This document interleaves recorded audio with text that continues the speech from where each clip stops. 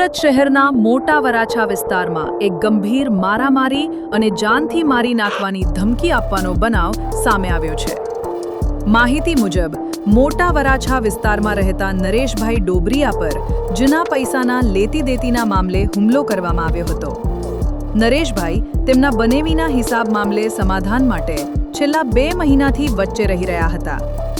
ગઈ તારીખ 11 એપ્રિલના રોજ સાંજે સાયનથી મોટા વરાછા પરત ફરતા દરમિયાન દુખિયાના દરબાર રોડ નજીક નાયરા પેટ્રોલ પંપ પાસે જીતુભાઈ અને તેમના સાથીઓએ નરેશભાઈને અટકાવી દીધા હતા।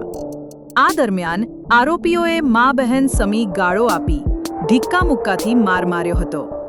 સાથે જ 2 અજાણ્યા વ્યક્તિઓએ પણ હુમલામાં ભાગ લીધો હતો। સ્થળ પર લોકો ભેગા થતા આરોપીઓ ત્યાંથી ભાગી ગયા હતા। ત્યારબાદ પીડિતે 112 પર ફોન કરીને પોલીસને જાણ કરી હતી। પોલીસ પહોંચ્યા બાદ નરેશભાઈને ઉત્તરાણ પોલીસ સ્ટેશન લઈ જવામાં આવ્યા હતા, જ્યાં ફરી આરોપી દ્વારા જાનથી મારી નાખવાની ધમકી આપવામાં આવી હોવાનું પણ જણાવાયું છે। આ સમગ્ર મામલે પીડિતે કાયદેસરની ફરિયાદ નોંધાવી છે અને પોલીસે વધુ તપાસ હાથ ધરી છે। એની અંદર એક કપડાની મેટર હતી મારા બનેવીની એની એનું મેં શોર્ટ આઉટ કરી નાખ્યું હતું, સમાધાન કરી નાખ્યું હતું। અમે એને જે પેમેન્ટ લેવાના હોય ને એની અમે એને કપડું ડબલ આપી દીધું, 44 લાખ આજુબાજુનું આપી દીધું। તો એ 2 પાર્ટીને એને પૈસા દેવાના હતા, એટલે આમાં એક પાર્ટીએ કપડું બધું લઈ લીધું, એ પાર્ટીને પેમેન્ટ ઓલી પાર્ટીને આપવાનું હતું। એના બેના અમે બિલ ગયા છે, એ સમાધાન કમ્પ્લીટ ઓકે થઈ ગયું હતું। પછી મને બોલાવી, પેમેન્ટ થોડુંક લેટ થયું એટલે મને બોલાવીને સીધો મારવાનું ચાલુ કર્યું છે। તો બહુ ગાળ્યું દીધી। હું એની પાસે મળવા જતો નહોતો, તે પહેલાં તે મારા બનેવીને એક વખત એને મારી લીધેલા, એટલે હું જતો નહોતો। પછી એને મને ઘરની ધમકી મારી, ઘરે આવીને બેસી જાઉં, બૈરાવારે તમારી ઇજ્જત ઉછાળશું। હવે કોઈ પણ માણસ, નાનો માણસ હોય ધંધાની અંદર ઓલું થતું હોય, અને અત્યારે ધંધો તો એટલો બધો ટેક્સટાઇલનો છે નહીં, તો આનાથી પેમેન્ટ ન થયું તેની અમે એને 47 લાખ રૂપિયાનું કપડું આપી દીધું। અને એ લોકોએ ખાતરીપૂર્વક જ તે માર્કેટની અંદર દોડાવી અને ભાવતાલ કરીને ભાવ નક્કી કરીને કપડું એને લીધું છે। ટુકડે એને 44 લાખ રૂપિયાનું કપડું આપ્યું છે। જીતુ સેલડિયાએ વારંવાર મને ફોન કરીને ટોર્ચર કરતો હતો। એને એ કપડું પાછું નથી દેવું અને ઉપર એને પૈસા લેવા છે, કારણ કે બિલ હામાહામી એને સુલતાવ્યા છે।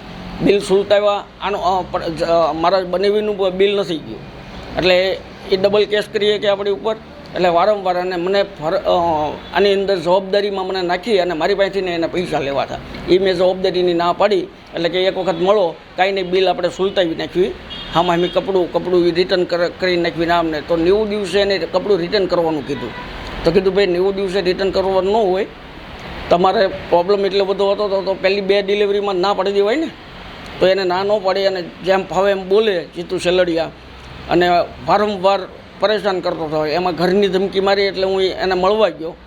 તો હજી તો હું મળવા એને જ્યાં બોલાવ્યો હતો ત્યાં મળવા ગયો નહીં, ત્યાં રસ્તામાં મને પકડી લીધો દુખિયાના દરબારવાળા રોડે, અને સીધી વાતચીત કાંઈ નહીં, સીધી ગાડીઓમાંથી ઉતરીને મારો જ મળ્યા। 3 ગાડીઓ હતી, એક ફોર્ચ્યુનર વ્હાઇટ કલરની હતી, એક સ્વિફ્ટ ડિઝાયર હતી વ્હાઇટ કલરની, એક ટાટાની હેરિયર હતી બ્લેક કલરની, અને 2 થી 3 ટુ વ્હીલ હતા, અને એ બધા કડા પહેરેલા હતા। હું એકચ્યુઅલી બધાને ઓળખતો તો નથી, પણ એ લોકો જેમ ફાવે 10-15 જણા થઈને મારવા મળ્યા હતા, 4 કોરથી મારવા મળ્યા હતા। અંદાજિત 15 તો પાક્કા, 15થી વધારે હશે, 15થી ઓછા નહોતા। એમાં 2 થી 3 જણા એવા હતા કે જે મારા હાથ પકડી રાખતા હતા, અને મારી સામેથી મારી સામે એ મને એમ કહે છે બસાવો, એમ બસાવતા થાય એમ, પણ હકીકતી બસાવતા નહોતા, એનું મોઢું મારી બાજુ હતું, અને વાહેથી 4 કોરથી મારતા હતા, એટલે મને કોઈનો ચહેરો દેખાય નહીં એ રીતે। મારી કરતાં હાઇટ બોડી પણ વધારે હતી।